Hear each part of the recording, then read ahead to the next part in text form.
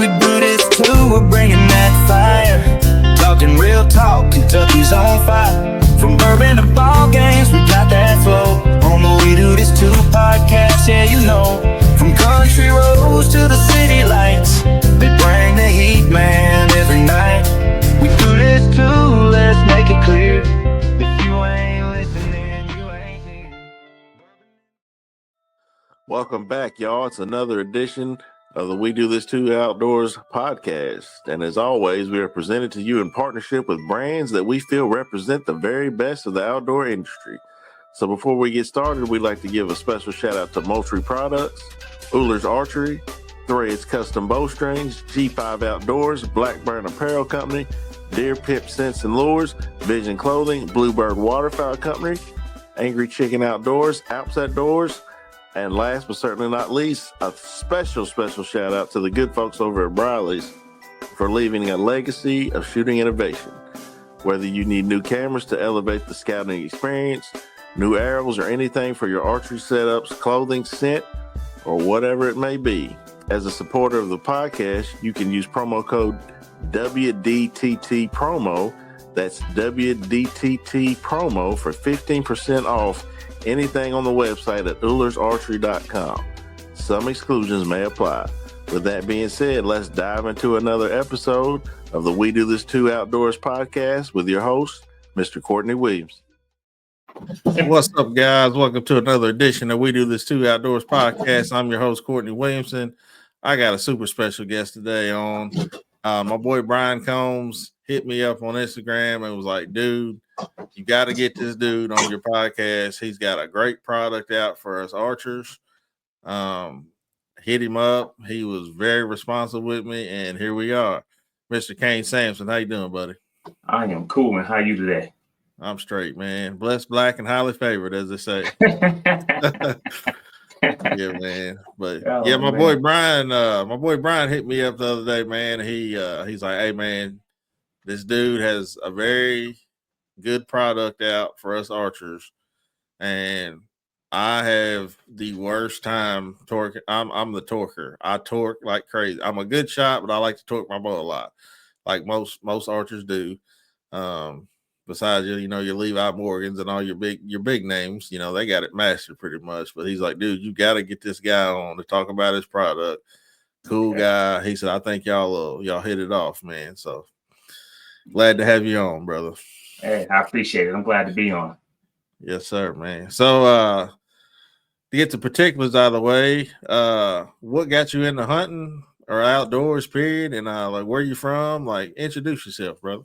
Okay. Originally, I'm from New Jersey, East Orange, New Jersey, right by Newark, New Jersey. It borders Newark, New Jersey. One of the roughest areas in New Jersey. I mean, one of them. Yeah, you got like Camden, Trenton, a couple other places. Since a kid, I always came to the state of Virginia for the summers with my dad, and I would visit my granddad, and he would take me hunting as a young kid. That's all like I knew forest hunting. I remember the first time, like, he shot a deer. We went out to the woods. He shot a deer. I rolled in the back of the truck. But when he shot a deer, he made me watch Bambi the night before. But he put me in the bed of the truck with the deer. Wouldn't let me in the back of the truck. Almost scarred me for life. Man. And that was pretty much that. And from there, I stood in New Jersey too. I believe like 2011, I moved to Virginia. And I was scared of everything outdoors. Like, I mean, ticks, snakes, wolf spiders, anything I was scared of.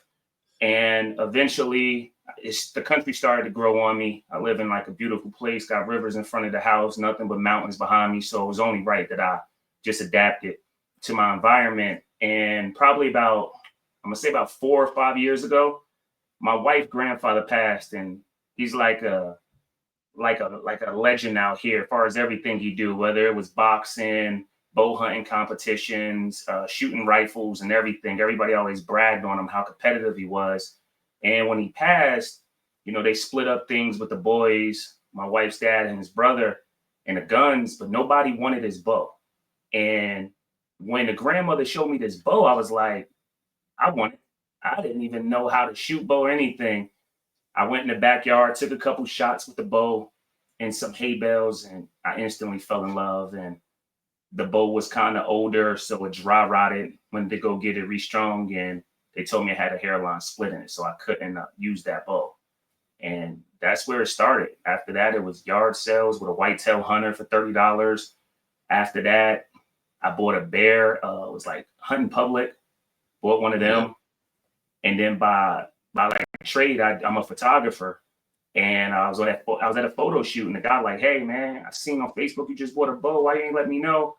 I got a Matthews V3X. Like, you want it? I'll bring it to the shoot. He brought that to the shoot, and that's just what changed me then. That's what's up, man. Yeah, you got a very unique story, because most guys that I've talked to, they grew up, in the South, and they're either their father, their grandfather, somebody, brought them up hunting. But you growing up in New Jersey, and then coming to, Virginia for the summers and whatnot. That's a dope story, man. That's a really dope story. What kind of bow did you get? Was it a compound bow? Was it a long bow, or what was it? Recurve? I wanted to have it out to show you, but I left it in my closet. It's like metal. I guess it's like metal where you grip it, and then the rest of it is wood. So I'm guessing, I don't know what it is. I know he used to shoot it with like because when they gave it to me, he had the thing where you would hold it with your fingers and pull back. Yeah, I got you. Yeah, that's either longbow or recurve, one of the two. Yeah, Okay. that's awesome, man. That's a great story. So from then, getting your V3 or your V3X and getting out and shooting it, have you harvested any animals with it or anything, or you just pretty much go out in the back and shoot it for competitions or whatnot? Oh nah, I was able to harvest my first doe last year. I had made the invention. I probably had the prototype for like a week, and I'm like, I'm gonna slay something with this one. Like, I got to go out. And I went out in the woods, sat on a stump, something came out, and I just plucked it straight through. I think it was like a double lung. It probably, the doe only got like 20 yards. So yeah, I definitely did. That's dope. Yeah, that's awesome, man. Mm-hmm. Well, let's get into it. So the Sureshot Grip. Yes, sir. What is it, and how did the idea come about? All right, so the idea came about, again, I always go back to this: photographer by trade. Anything I do, I like to be consistent at whatever I do. I want the same results every time. And when I first got my bow, I'm new to it, and I'm still new. I was pistol gripping. And as I was pistol gripping, it was just torquing everywhere. I couldn't get a shot. I was having trouble anchoring. And every time I did get a good shot, it was like I couldn't duplicate that. I couldn't replicate it again and again. So I was like, I need something. And I think one day I was out. My cousin just moved from New Jersey up here. I convinced him to come to the country. And a couple of days before he came, my father-in-law and I collect whiskey. So we just got back from a bourbon tour, the Bourbon Trail in Kentucky. So we was down there, and we got to the house, and I'm like, look, man, let's crack a bottle. So we cracked one of the bottles open, and I went in the backyard, and I pulled out my Matthews lift. And when I pulled out my lift, for some reason, I had a whole deck of knife in my hand, and I never took the knife out of my hand. And I shot the target, and the whiskey said, man, you just hit a Dixie cup at 60 yards. Do it again. I did it again. So I just had some idea. I ran in to my father-in-law and said, hey, look, I got this piece of metal, this piece of metal, this piece of metal. Could you go in the garage and build me something? And he was like, nah, I'm a carpenter. I can't do nothing like that. But I got a friend down the road that got a welding shop. Kyle. Go talk to Kyle and see what he could do. So I took it there, a couple pieces of metal, and basically we drew up something. And after that, he gave me the first version, which is this little thing right here. Basically just look like a hanger, basically. Yeah, basically. Yep. So it's still, I think that's exactly after Kyle didn't get the metal. I think I actually broke a hanger and took it to him. And he made it. And after he made the steel one, I was like, I need something lighter. And then after that, that's when we ended up with this one. We cut it, changed the shape of it, this coating on it and everything like that. And that's just been that. So consistency every time now. That's what's up. So I think I know the answer to this, but some of our listeners might be new to archery or whatever. Who is the product for? Like beginners, pros, both, or I'm gonna definitely say both. I'm gonna definitely lean a lot towards beginners. I think people that's been holding the bow for less than, I'm gonna say, like 3 years on down. But I think even beginners, even people that's been doing this for a while. I think sometimes people may grip a bow. You can grip a bow any type of way you want, and you could tune torque it out, basically. You get what I'm saying? Like, it's an old saying: if it ain't broke, don't fix it.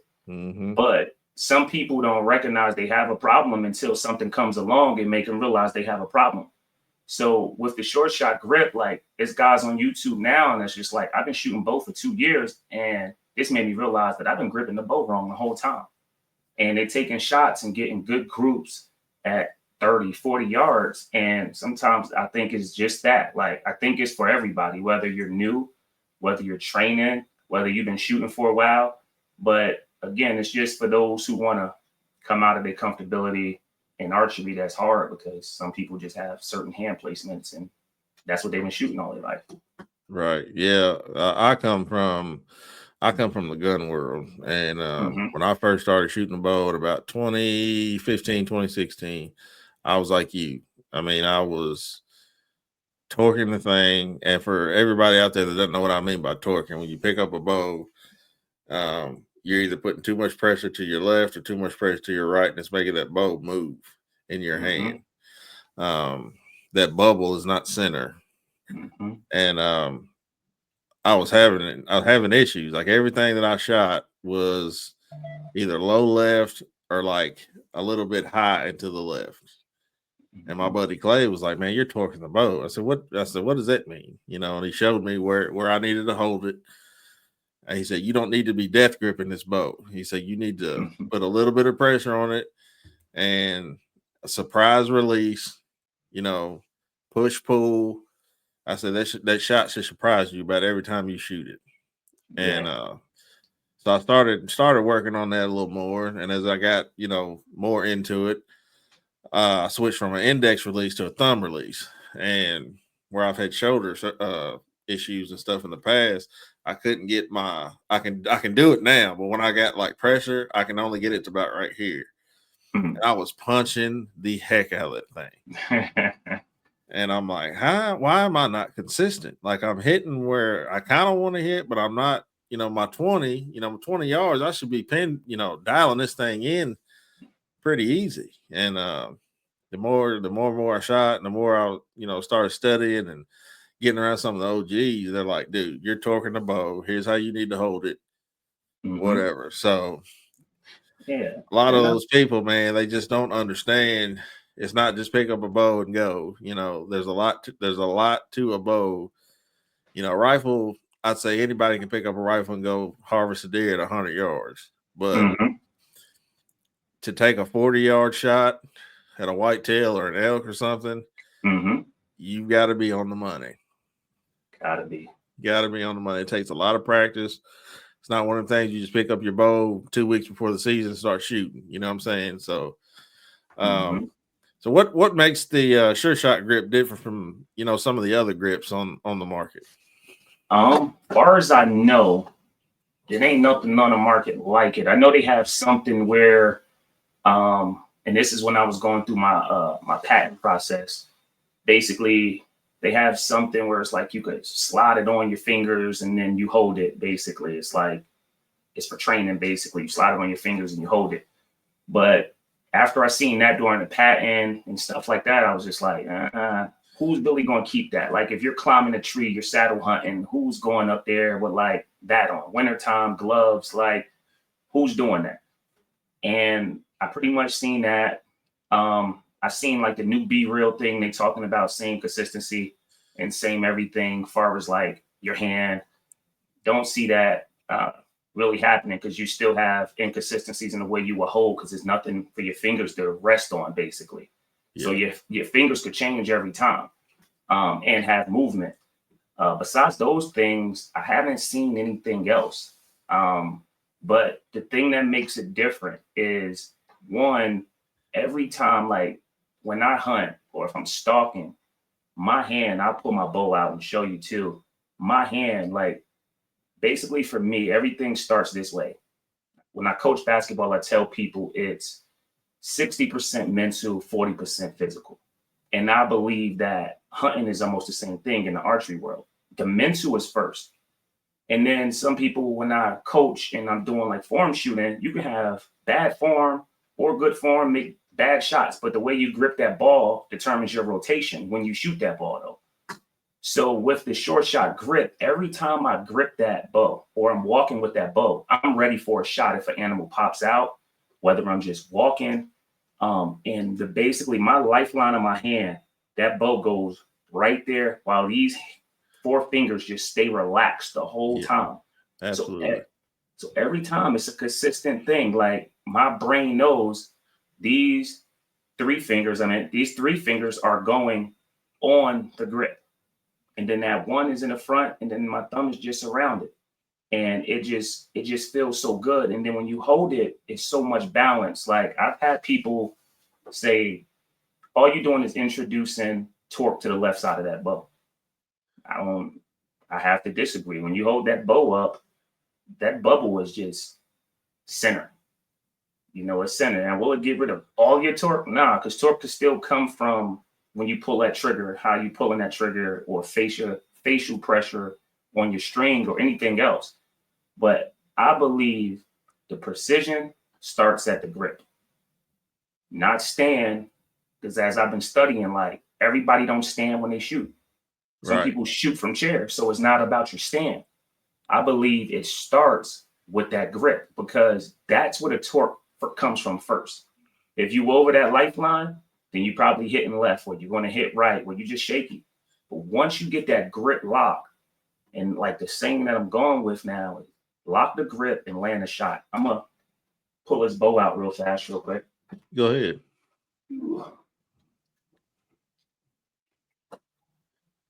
All right, so this is it right here. This is when I be like, I'm running it naked. There's no grip on it right now. Sometimes I just like to shoot mines like this. But basically, that's what they say. Every video you see, they say, stop, right? Mm-hmm. That's how you hold your hand. Stop. From there, boom, pow. Hand at a proper 45 every time. And now, if you see my lifeline is locked right there. My lifeline is locked against that bow right there every time. So when I hold that thing out, that bubble is just level. My hand is at a 45. And the thing about it is, I'm not death gripping this. So it's the same thing if this wasn't here and I went like this. Right. But the only thing about this is I can't repeat that angle every time I'm out in the woods. If I'm shaking because I got a big buck in front of me, I may be, or my hand may be here. But this right here is consistency every time. When I'm stalking, all I'm doing is lifting up, pulling back, and I'm there. I'm locked in. So as long as I lock in, I can land that shot every single time. Yeah. Yeah. When I was doing my research before I had you on, when Brian told me about that, when I was looking at it, I was like, I like the design, but at the same time, I was like, you just said, I was like, he's putting a lot of pressure on that left side. Mm-hmm. And from what you just showed me there, you're not putting any pressure on that left side because you're basically just your lifeline. It's locked in. Mm-hmm. You're getting the same consistency every time that you grip that bow. Yeah, it's just relaxing my fingers, like how they say, with your anchor back here, relax. If you're shooting, let's say, like an index, sometimes they say lock in and don't grip that. Just relax your fingers. Yeah. All that bar do, I'm just relaxed. I'm just giving those fingers a consistent place to relax. Right. I'm not gripping and bending over that way or anything like that. And when you hold it up and you see it, you be like, man, this bubble was just so level.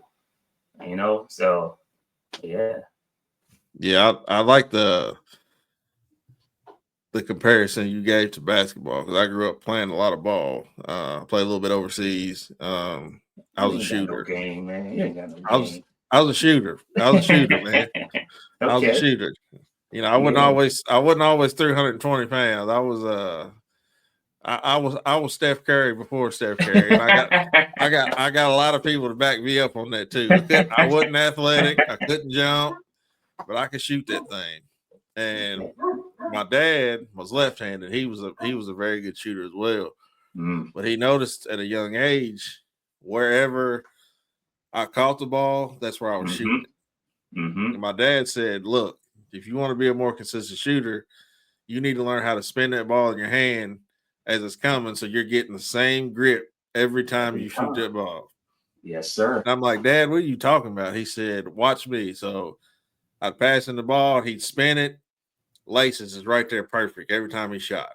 Mm-hmm. So once I learned somebody passed me the ball, I could spin it and Mm-hmm. still get the shot off because I didn't need much room. I needed about this much space. I grew up watching Carmelo, man.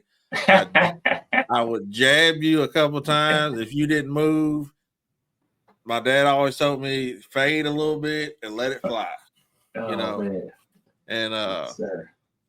the consistency from then, you know, I Mm-hmm. seen every year in high school my, percentage get better, because I was the same grip every time I shot the ball. There was no, Mm-hmm. and it became muscle memory. And I tell people the more you shoot your bow, the more you have that same consistency as best Mm-hmm. you can, all the same angles, the same grip, same anchor, you're going to be Yeah. a better archer.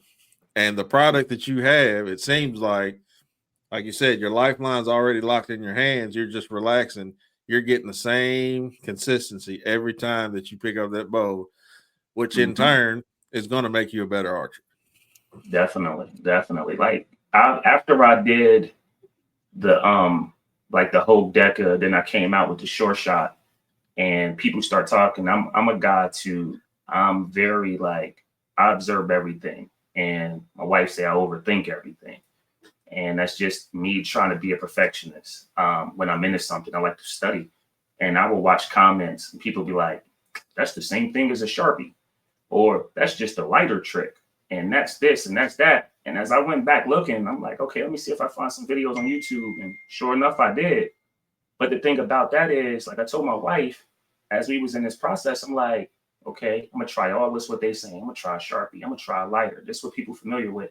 But the thing about it, I'm like, babe, I'm not carrying no lighter in the woods. If I'm in a Right. saddle and I'm used to a lighter and I drop that, then what? I have nothing. Or if I got a Sharpie and I drop that, but I'm not carrying that in the woods with me, you know? So I'm not stalking, having something in my hand or like, oh, let me go on my bino joint and let me pull out this Sharpie, put it in my hand.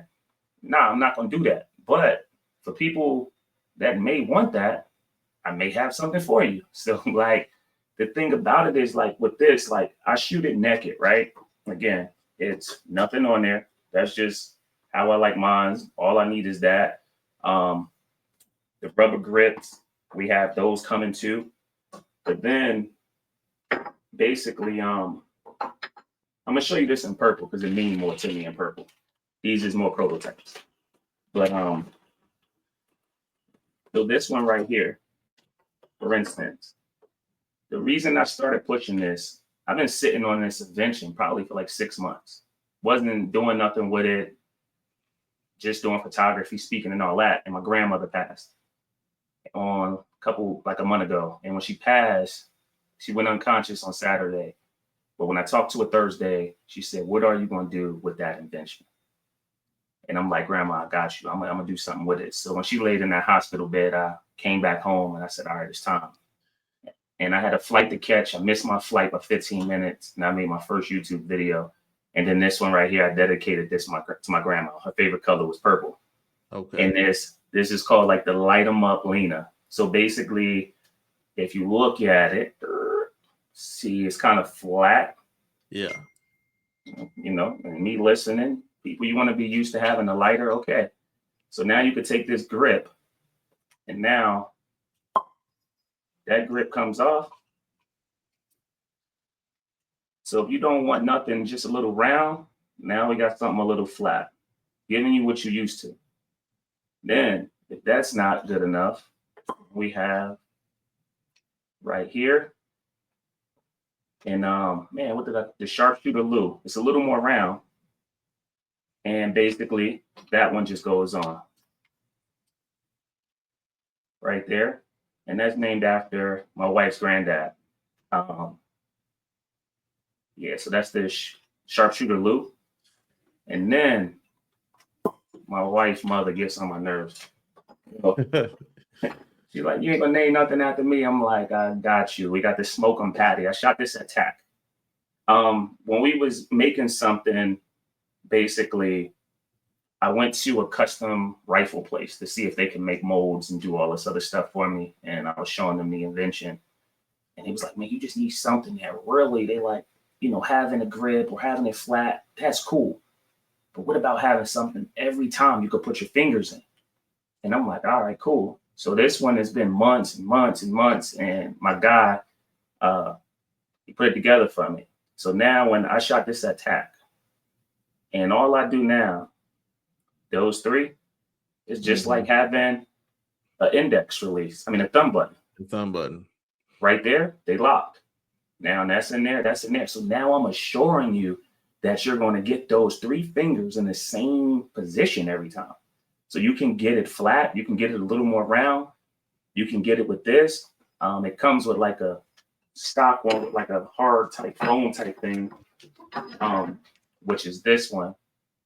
But now it's just different options, and I'm gonna just keep evolving those options for people hand and better grip to provide better consistency. But like, yeah, I was doing nice at TAC for like 50, 60-yard shots and stuff like that. Hit the 10 ring 12 one time. That's dope. Which TAC did you go to? I just did the one in West Virginia. Yeah, it was in West Virginia, I think. I don't remember. It's like a Boy Scout type place in West Virginia. So yeah, that was fun. The only thing I wasn't used to was shooting uphill and having to bend at the hip. I was more down and trying to go up. And the guy's like, nah, you gotta bend at the hip and you gotta bend down, it's all in the hips. So those was the most the toughest shots for me though. Yeah, them TACs, man. Those them TACs will humble. Them TACs will humble you real quick. I shot a Tennessee TAC, 2022, and then I shot a Shot 3D experience out in Oklahoma. You got to look them up. Big shout out to Amber and Jeremy. But to test your equipment, test your skills, I tell everybody: find a TAC, find a Shot 3D, find an R100, find something like that. And you think you're Billy Badass. Some of these shots will humble you real quick.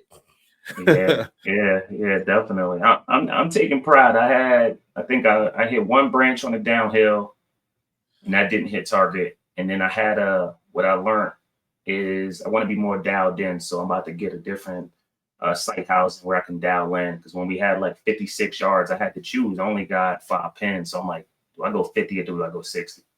And I went 60 on a 56 and it went right over the back of the deer. And that was the only arrow I lost. Yeah. If you go to attack, you need a slider. Yeah, definitely. You definitely need a 1-pin slider where you can dial that thing. I tell the people you need to dial it to at least 100 yards if you can. Yeah. If not more, just depending on your setup and your arrow and your vanes and everything like that. But the first one I went to, I had just got my V3. It's when I was still shooting Matthews, and I can only shoot, I think it was like 85 yards. Third target, I get up there, 110 yard elk. I was like, oh boy, this ain't gonna be good. And I think I ended up losing about 6 or 7 arrows that day. But went back home, changed my setup and everything like that, and then I started shooting a lot of those 3D competitions and stuff, and it's made me a better archer, but yeah, it's fun stuff, man. But what kind of material is that? Is your shot made out of? Is it metal? Is it aluminum? Like what kind of material is that? Yeah, so that's aluminum. So we went with the aluminum to make it lighter. So the original one was steel, and then after that, it's now aluminum. So I think it weighed like 2.1 ounces. Yeah, 2.1 ounces with nothing on it. And then I think probably 2.4 ounces with the foam grip that it comes with normally. So it's very light. It's very light. So I'm guessing it goes in right there in the front where you put your front stabilizer. Yes, sir. So on this, V3X, you just screw that stabilizer out right there. And then that thing basically goes right now. I got you. Yeah, yes, sir. Right in there. Makes sense. What kind of feedback have you been getting so far from some of the users? Basically, like, again, like some guys is like, this is a game changer. Others is like, basically one of the YouTube guys recently was just like, I've been shooting bow for 2 years, and this made me realize I've been gripping the bow wrong the whole time. And in his videos, all he's doing, I think it's Southern Draw. He's just like money. And he's getting great results with it. Another person, same thing, game changer. Somebody else said, $1 million idea. But mostly I've been getting positive feedback from a lot of people. At the TAC, or if I go somewhere, like when I went to Lancaster Classic, big name was like, nah, that ain't gonna work. It should be this way, this way, this way. And I'm sitting there like, okay, cool. But at the end of the day, for everybody that has used it, nothing but positive. Yeah, nothing but positive. And a lot of people again, they're newbies. They're 3 years and down. And I think one guy said he's been shooting for like 25 years and he's loving it. So, yeah. That's cool. Yeah. I know, I've been shooting archery for a while now. Some of the beginners that pick up your Sureshot, they might have, I think it'll be a little bit easier for them simply because they're not used to anything else. But somebody like me that's been shooting for a while, somebody's been shooting for 25 years, is there any learning curve, you think, to get used to it? It just depends. I think so. Like being at TAC, and that's why I'm trying to put myself in different spaces and see what people think. When I come out with version 2 pretty soon, that's going to be like, okay, now let's fix some of these concerns. But I think for some people, it's always a learning curve. And that goes back to the basketball term, basically. Like if you're fixing somebody's shot, their form, it's always going to be resistant, especially if you're getting results at doing it. You know what I mean? But it's like, I can let you get those type results, or we can correct that and you get better results. And I think, not to say everybody will get better results with it that has a certain way of shooting, but like I've seen people say that has been shooting, like, for instance, one guy was showing me he had a groove in the front of his bow. And he like, when I hold my bow, I rest all 4 of my fingers into this groove. I can just feel it, and I just let them rest in here. And he don't want to change. If it's not broke, don't fix it. And then another guy, he told me, when you shooting, put your hands out, go like this. I can't do that. Me doing that, no, it's not. Every time I do that, it's different. It's torque. And like I seen something people was talking, like back in the day, that's how people shot, because the wood stocks on those bows was way bigger, so they used to balance better. So you could easily just leave your hand out like this or like that. But these things are so narrow now that you do that, you wobbling all day.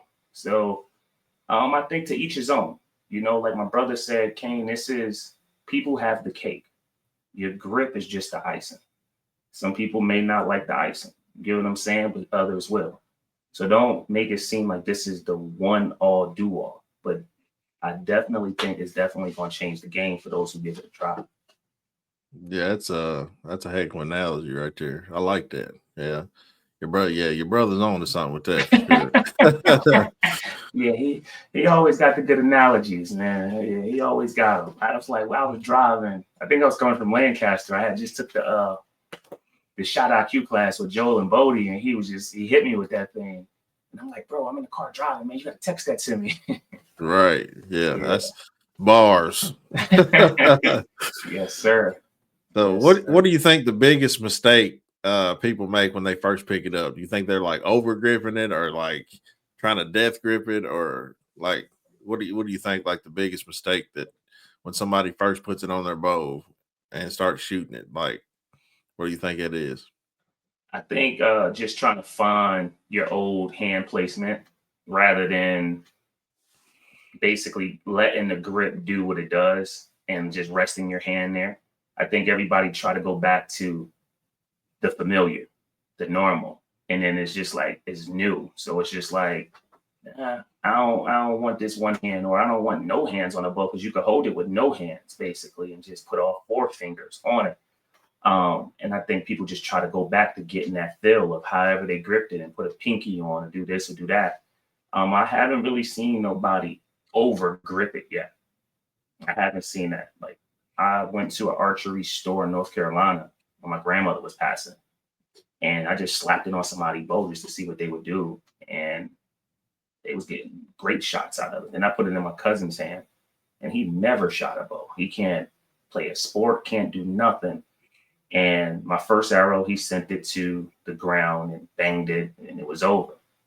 But then once he lifted up, he was hitting the deer target, the 3D target at 20 yards. So I don't think it's that. I think people just want to get back to the familiar, and that's that. So change is always hard. So I think that's it. I haven't seen nobody really grip down on that thing so much yet, to the point where they're just treating it like, death grip. Yeah, change is hard for some people. They've been doing, especially your older archers and some of your older, they've been shooting a certain way for so long, and when you introduce something, a new piece of technology to them, it's, oh, I don't need that. I've been shooting like this since I was, knee high to a grasshopper. All them old sayings that they got. But Hmm. as much as archery has evolved from the beginning to now, where half these bows that you buy now, you don't even need a bow press. Only time you need a Yeah. bow press is to put your peep in, and Hmm. the way everything's evolving. But some people want to stick to what they know. They don't want to try anything new, and I I think feel like like they're losing out on some of this stuff, man. Because like the way that this archery is evolving, man. I mean, there's some good stuff coming out, man. like for me, like it's like a Steve Jobs thing. Like, I always consider myself one of the crazies. It's like I'm crazy enough to do it, crazy enough to try it, to dream it, to do all of that type stuff. And when you look at whatever industry, whatever sport, whatever it is, something always changes. Whether it's rims, I'm going back to just basketball, whether it's rims and that, or whether you look at archery, like when I first started looking at archery, I looked at Tim Gillingham, and Hmm. people would look like, yo, what is Tim rig? What does he have around his thing? Like almost like a cage. You get what I'm saying? With the bars Hmm. here and here. But it was what worked for him. If you look at his release, it's not your average release. It's Mm-mm. it's a rig. It's a whole thing. When you look at stabilizers nowadays, um, everything is, you always going to have some type of a pushback for anything that's new, that basically pushes you out your comfort zone. And then what happens is people try it, and then they either like it, or it's a yay or a nay. You know what I mean? But I think you have to constantly create in order to evolve. You get what I'm Hmm. saying? Yeah. Like, this may be the thing that helps the next generation evolve into archers, or like I can go back to my neighborhood and be like, yo, listen, look, this is all you got to do. Like, here, boom, lock the grip, land the shot, lock it, put your three fingers right here, right here, right here. I created something that I can basically teach to anyone who never picked up a bow.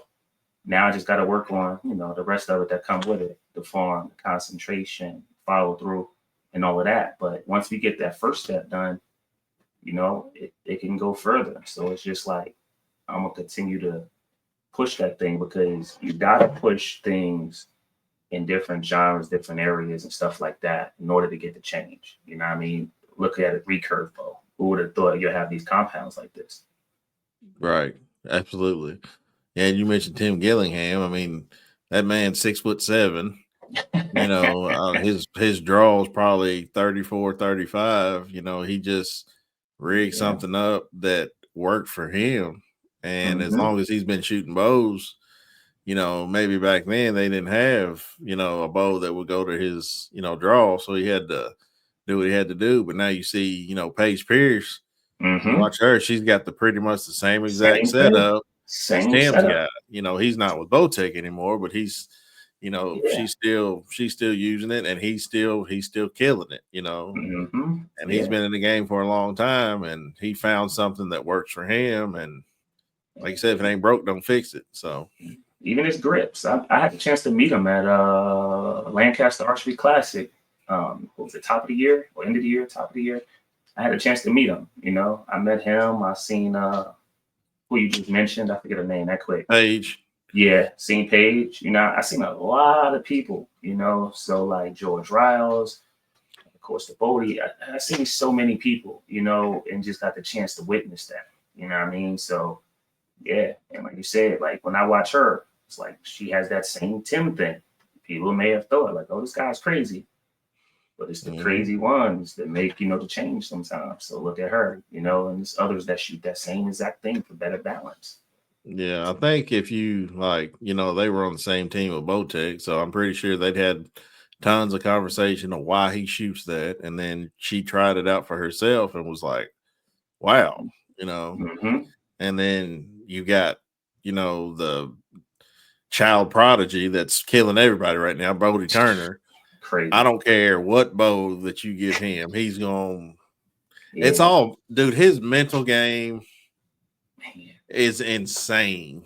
Very, very like. And I tell people like that watch him shoot, like just watch. I mean, there's millions of people watching him. And he's so calm, cool, collective, and that's what it takes, to be in a spotlight like that. I mean, you got to stay calm.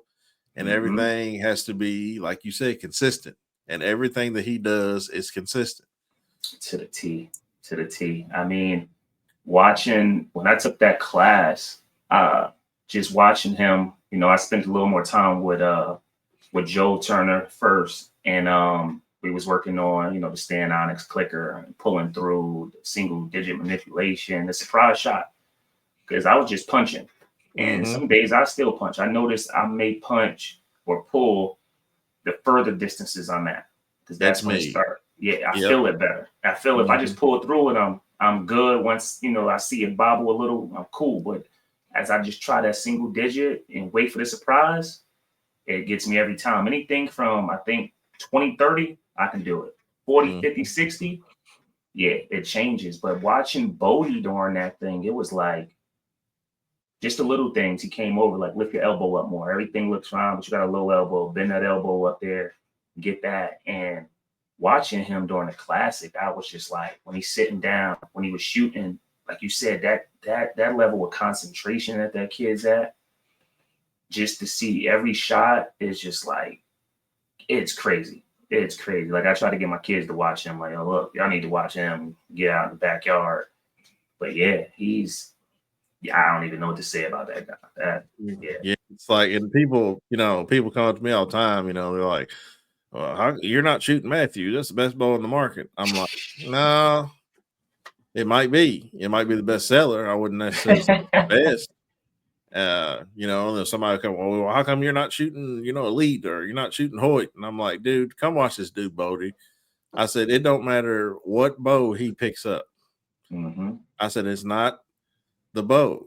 I said, it's the individual. Yeah, the bow might have something to do with it, but the way that he approaches archery, it's the consistency. Like, it's literally, he can pick up any bow that anybody has and go out and shoot and win Vegas with it. Like, it doesn't matter what bow, and I tell people all the time, people's always telling me, what bow do I need, or what bow?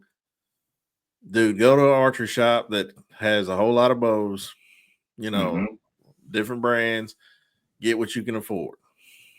Whatever your budget is, there's going to be something for you. Don't try to keep up with the Joneses just because Levi Morgan's shooting a Matthews, or Paige is shooting a Bowtech, or, the Waddells are shooting Hoyt. Get what you can afford and go outside and shoot. It's all about the shot. Because when that, that big buck comes in front of you, that big elk, that's what it's going to come down to. That those times that you're outside practicing and your shot sequence and all that, you owe it to the animal to put it down as fast and as quick as possible. Don't make a bad shot.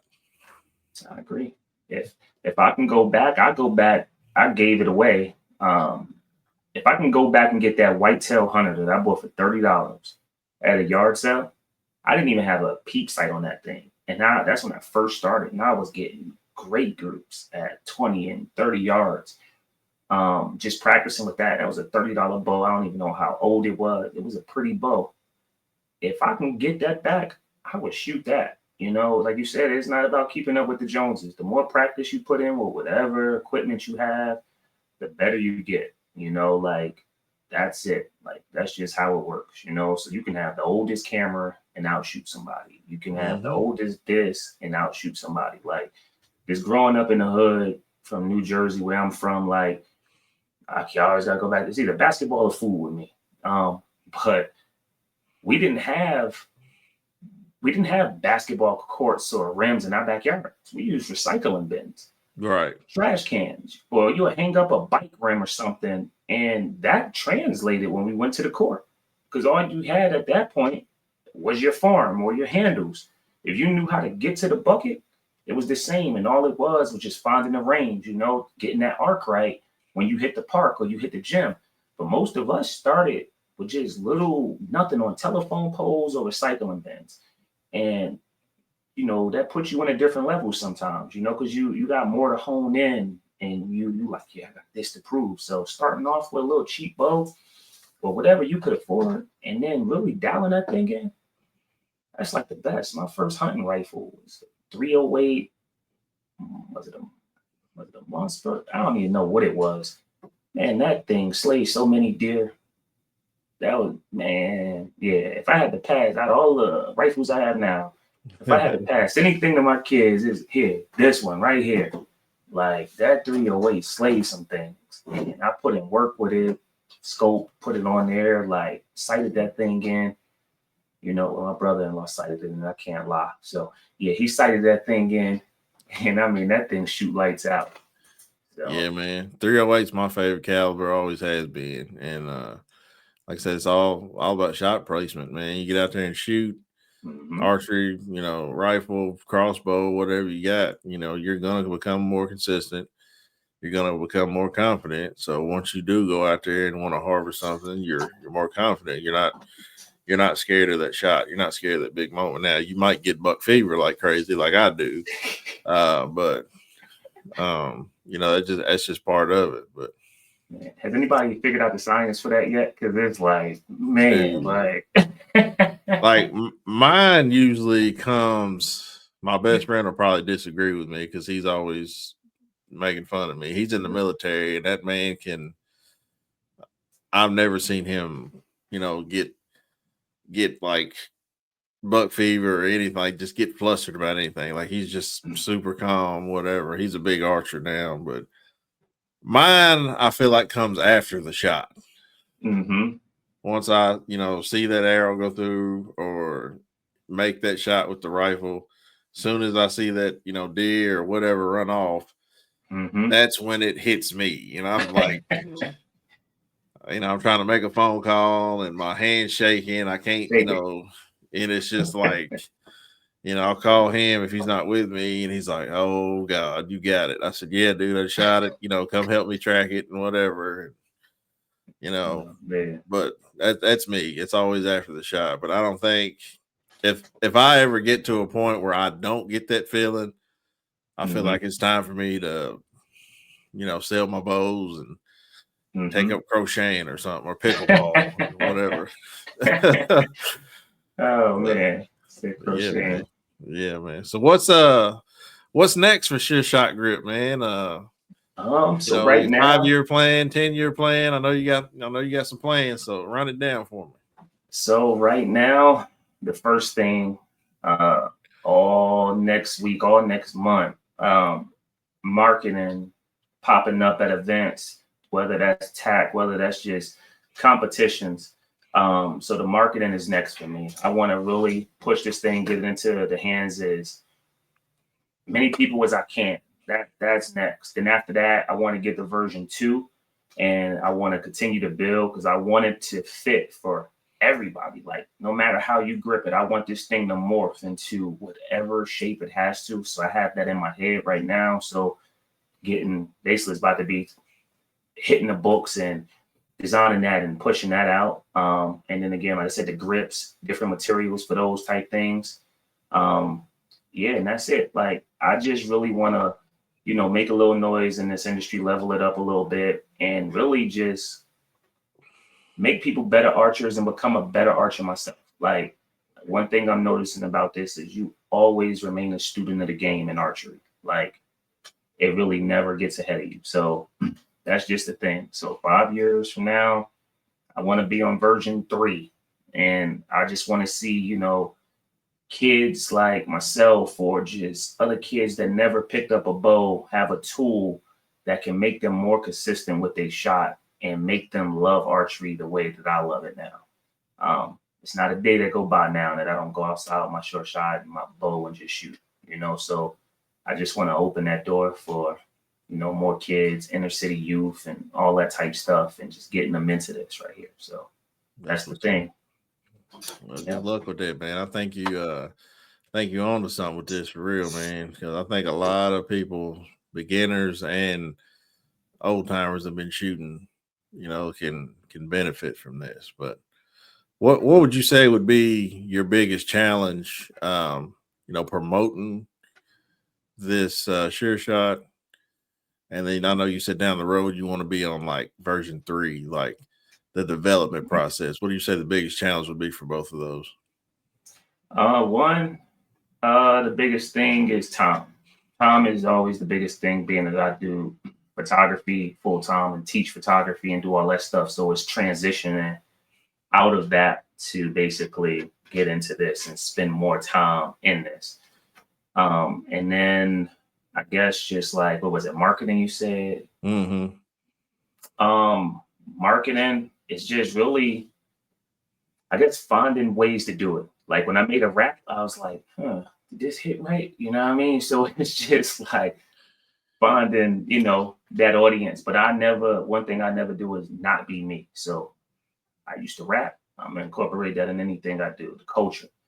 And I think the next way that I really want to try to push this is,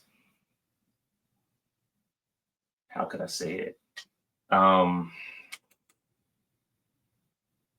One is like, again, it's just popping up. That's all I'm saying. Just popping up. Like when I got going, being where I'm from, I'm gonna break it down like this in New Jersey. They taught us a few things. Scare money don't make money. So you always got to take risks. Then you'll have other things like slow money's better than no money. And that's just knowing the process. Nothing happens overnight. I know we get a lot of instant gratification from social medias and stuff like that, microwave society, but things take time. So understanding that, like, nothing's going to happen overnight. Can it? Yes, it can. But just take time and enjoy the process, enjoy the journey. And then the next thing is, it's like, find a connect. So people always talk about like a big C, so it's definitely a big C, but I don't have to, the way my brain thinks is it's a big C. I don't got to bump into every small fish. So when it comes to marketing, I need to go after the big sharks and whales. And that's just how I'm going to try to approach it coming up in this next month. And of course, sometimes, might be a little challenge here and there, like, hey, look, man, like if my bow is tuned in like your bow, and I put short shot against boom, boom, boom, I guarantee you we're gonna see how those results feel. Like I haven't even upped my game yet to the point where people shoot. You use clarifiers? Yeah, I do. I use clarifiers when I'm shooting like attack or any of those 3D courses. When I'm hunting, I do not. Yeah, so that's one thing. Like when I shot Lancaster, I shot a 70 something pound bow for 3 hours, 3.5 hours. Didn't know. Now I look around and I couldn't move my shoulder for 2 weeks. And people were like, yeah, we were shooting like 50 something. We was doing this, or clarifiers. And I didn't know anything about that. So now my next thing is, if I'm shooting the way I'm shooting now without a clarifier, with this draw weight that I'm shooting now, when I take that down and I add those other steps, let's see really how short shot performs against, I'm a competitive guy. So against a person that's been doing this for 20, against a person that's been doing this for 15. Once I even it and I learn everything about my bow, like what is it, like the cam time, like making sure my cams is one not out of whack. That's something I learned at Lancaster. One was out of whack. Once I learned, how to do my own strings and make sure my peep sight is tied down all the way right, not sliding on me and all of that type stuff. The clarifiers, the one dot, the one pin, removing those other pins out my housing. Then it's going to be a different ball game, because it's going to be like, I want to bring that Mamba mentality to the archery world. And that's just, how I want to do it, but in a competitive and friendly way. Because like, that's all I see in this archery stuff. It's just, it's very friendly, very loving and embracing. You know what I mean? So, and that's something I like, but I'm still a competitive guy and I want to get better. Like, I want my kids to look and be like, yo, dad is like Robin Hood. So yeah, for sure. Yeah. There's another thing that a lot of people forget to mention, especially when they start going to some of these tags, like make sure, all your axes are on, because once you get out to those longer shots, man, you're really going to see, whether that, your third, second, all your axes are right. Because I mean, that make or break your shot, man. But yeah, I'm loving what you're doing, man. Because I grew up, in a country, country environment, country small town. But when I went to college, man, shout out to WKU, Bowling Green, Western Kentucky University. I met some guys, some city guys, and they were like, man, where I grew up, there was three things: you either played ball, you rapped, or you went to the military. And on the other side, you was either selling dope, you was in the streets, or whatever, So seeing you take something that, New Jersey's not known for archery that I know of, or definitely outdoors or anything like that.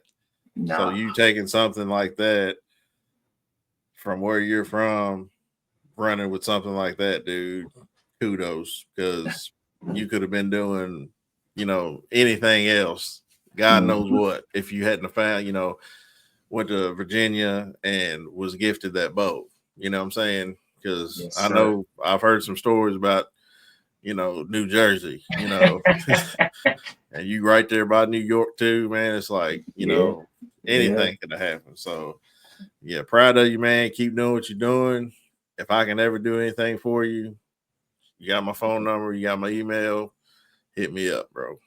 Yes, sir. Yes, sir. I definitely do that, man. I try to check you, man. My bourbon trips now is going like twice a year now. So yeah, next time I'm out there, I'll hit you, man. I'm in Kentucky. I try to slide through. Oh yeah, we'll talk bourbon off air. I got think you'll be surprised. But yeah, man, if people want to get a hold of you and ask you some questions about Sureshot, how can they get a hold of you and pick your ear?